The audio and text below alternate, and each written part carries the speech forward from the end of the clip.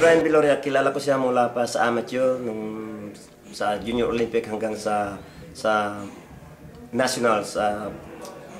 Ano doon, yung qualifying sa Olympic, kilala ko na si Brian. Pati yung ama niya kilala ko. Malaking chance si Brian, magaling si Brian. Siguro nung may natalo siya nung dati, baka hindi gano'n siya, kulang siya sa ensayo or something.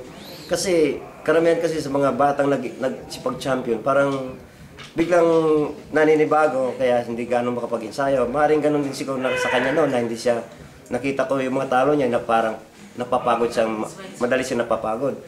Palagi ko ngayon baka may lesson na siya na at saka kung talagang hard worker siya, malakas si Brian, saka malaking chance siya manalo sa ngayon.